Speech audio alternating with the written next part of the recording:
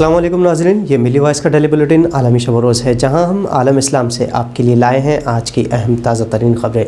लेकिन तफसीली ख़बरों से कबल पेश है अहम सुर्खियाँ। भारतीय वज़ीर-ए-आज़म नरेंद्र मोदी के दौरे के ख़िलाफ़ बांग्लादेश में पुरज़ोर एहतजाज, पुलिस ने चलाई गोलियाँ, 4 हलाक 50 ज़ख्मी। कोरोना वबा के पेश नज़र सऊदी अरब में रमज़ान में बड़ी पाबंदियाँ, एतिकाफ़ और मजालिस पर पाबंदी, मस्जिद में मुख्तसर वाज़ की इजाज़त। चीन ने मसले फ़लस्तीन हल करने कमर कसी, इसराइल और फ़लस्तीनी सफारतकारों को बुलाया, अमेरिका परेशान। यूरोपियन यूनियन तुर्की के इक़दामात से खुश, कहा तुर्की से ताल्लुक़ात में बेहतरी मुमकिन। और बहरीन को इसराइली जराइम की मज़म्मत न करने पर फ़लस्तीनी तनक़ीद का सामना।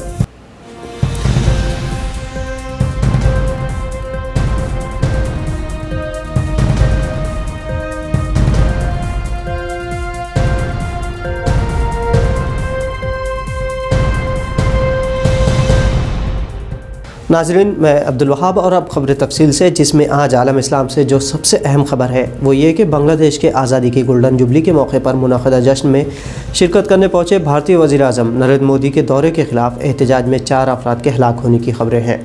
बांग्लादेशी वज़ीर-ए-आज़म शेख हसीना वाजिद के वालिद शेख मुजीबुर रहमान की सालगिरह के मौके पर यह जश्न मुनक़िद किया गया है। जश्न में शिरकत के लिए हालांकि श्रीलंका, नेपाल, भूटान और मालदीव से भी क़ायदीन बांग्लादेश पहुँचे थे, लेकिन बांग्लादेशी अवाम गुजरात, कश्मीर और दहली फसादात के ख़िलाफ़ मोदी से नाला है और इसीलिए ख़ुसूसी तौर पर मोदी के दौरे के ख़िलाफ़ गुज़िश्ता कई दिनों से मुज़ाहरे कर रहे थे।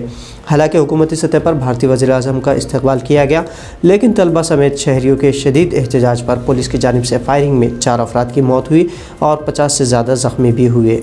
बांग्लादेश के रोज़नामा ढाका ट्रिब्यून की रिपोर्ट के मुताबिक ताज़ा होने वाले मुजाहरे में 2 सहाफ़ियों समेत 50 अफराद ज़ख्मी हुए हैं। सऊदी अरब में रमज़ान के दौरान कोरोना वबा के पेश नज़र एहतियाती तदाबीर और इक़दाम का ऐलान किया गया है। हुकूमती एलामे के मुताबिक माह सियाम के दौरान मसाजिद में इज्तिमाई एतिकाफ़, दुरूस और कुरान की मजालिस की इजाज़त नहीं होगी। वाज़ मुख्तसर 10 मिनट के होंगे। तमाम दावती इज्तिमात और सरगर्मियों को ऑनलाइन मुनक़िद करने का अहकाम दिए गए हैं। इसके अलावा मसाजिद खुलने और बंद करने के औक़ात समेत अज़ान और तकबीर के दौरानियों को 10 मिनट तक महदूद किया गया है। अज़ान पर मसाजिद खुलने और जमात के 10 मिनट बाद बंद करने के अहकामात है। इसी तरह नमाज जुमा के लिए मसाजिद अज़ान से 30 मिनट कबल खोली जाएगी और नमाज के 15 मिनट बाद बंद कर दी जाएगी। समाजी फासले और कम से कम अवामी मेल जोल की ज़रूरी सरगर्मियों में भी लोगों की तादाद को महदूद करने का फ़ैसला किया गया है। साथ ही रमज़ान की इफ्तार पार्टियों और बूफे पर पाबंदी आयद होगी। अलबत्ता तमाम तिजारती और कारोबारी मराकिज़ 24 घंटे खुले रहेंगे। रूसी हुकूमत ने इस मफरूज़े को मुस्तरद कर दिया है कि रूस और चीन अपनी अपनी वैक्सीन को एक सियासी हथकंडे के तौर पर इस्तेमाल कर रहे हैं। क्रेमलिन के तर्जुमान दिमित्री पेस्कोव ने सहाफ़ियों से बातचीत करते हुए कहा कि रूस इस बात से हरगिज़ इत्तेफाक नहीं करता कि चीन और रूस दोनों ही किसी न किसी मुश्किल में एक जंग लड़ रहे हैं। तर्जुमान के बक़ौल ये तासुर बिल्कुल गलत है कि ये दोनों ममालिक कोरोना वबाई अमराज और उसके ख़िलाफ़ इस्तेमाल होने वाली वैक्सीन को असर व रसूख बढ़ाने के लिए एक हथियार के तौर पर इस्तेमाल कर रहे हैं।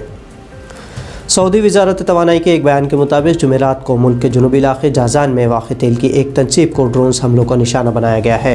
हमले के सबब ऑयल टर्मिनल में आग लग गई। इस हमले में कोई जानी नुकसान नहीं हुआ। सऊदी वज़ारत ने यह नहीं बताया कि इस हमले के पीछे किसका हाथ है, लेकिन हौसी बाकियों ने इस हमले की ज़िम्मेदारी कबूल कर ली है। यह हमला यमन में सऊदी अरब की क़यादत में फ़ौजी इत्तेहाद के क़याम के 6ठी सालगिरह के मौके पर हुआ। यमन के हौसी बाकियों ने हालिया दिनों में सऊदी अरब पर बिलखुसूस उसके तवानाई तनसीबात पर ड्रोन्स और मिसाइल हमले तेज़ कर दिए हैं और इन्हीं हमलों की वजह से सऊदी अरब ने यमन पर जंग लाद रखी है। अर्ज़ मुक़द्दस फ़लस्तीन पर इसराइली कब्ज़े के कई दहाइयों बाद इस मसले को पुरअमन हल करने के लिए कई ममालिक अपनी अपनी कोशिशों में मसरूफ़ है। इसी दौरान चीन और अमेरिका के सुपर पावर बनने की दौड़ में भी चीन सफारती ताल्लुक़ात इस्तेमाल करने से पीछे नहीं हट रहा। चीन ने अपनी बैनुल अक़वामी पॉलिसी तब्दील की है और अब अरब ममालिक के मसाइल में दिलचस्पी लेने लगा है। चीन ने इसराइली और फ़लस्तीनी वफूद को तलब किया है ताकि सदियों से जारी इस मसले को हल को तलाश किया जा सके। इसके अलावा चीन सऊदी अरब और यमन के दरमियान हायल हौसी वाक़ियों से भी मुज़ाकरात करने जा रहा है ताकि कई सालों से यमन में जारी जंग को ख़त्म किया जा सके। चीन इस तरह अमेरिका को एक वाज़ेह पैगाम देना चाहता है कि वो मसालहत के ज़रिए भी अमेरिकी हथियार फ़रोख्त करने की पॉलिसी को नुकसान पहुँचाएगा, तो दूसरी तरफ उन ममालिक से बेहतर ताल्लुक़ात इस्तवार करके अपनी अशिया फ़रोख्त कर सकता है। इधर अमेरिका चीन की इस पॉलिसी से परेशान है क्योंकि चीन अगर अरब ममालिक के आपसी मसाइल हल करने में कामयाब होता है तो अमेरिका के हथियार की तिजारत बंद हो जाएगी, जिससे उसे सालाना अरबों डॉलर्स का नुकसान होगा। ادھر یورپی کونسل کے صدر چارلس میشل نے کہا کہ ترکی کے ساتھ تعلقات میں بہتری ممکن ہے، تاہم اس سلسلے میں انقرہ حکومت کو تدبر سے کام لینا ہوگا۔ انہوں نے یورپی سربراہ اجلاس کے بعد ایک پریس کانفرنس کے دوران ترکی کے بارے میں اظہار خیال کیا۔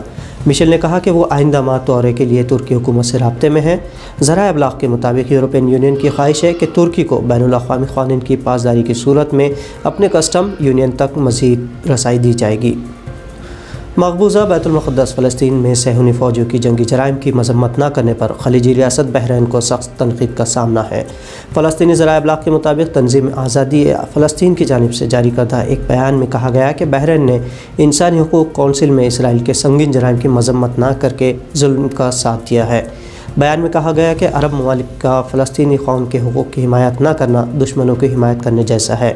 اس سے پتہ چلتا ہے کہ بحرین کے حکمراں طبقہ فلسطینی قوم کا سودا کر کے صہیونی ریاست کے ساتھ تعلقات استوار کر رہا ہے۔ تو ناظرین، ملی وائس کے عالمی شب و روز بلیٹن میں آج اتنا ہی۔ آپ سے جلد ہوگی ملاقات نئی خبروں کے ساتھ۔ تب تک دیگر تجزیوں اور خبروں کے لیے آپ ملی وائس کو فیس بک، یوٹیوب، انسٹاگرام اور ٹویٹر پر سبسکرائب اور فالو کر سکتے ہیں۔ عبدالوہاب کو اجازت دیجیے۔ اللہ حافظ۔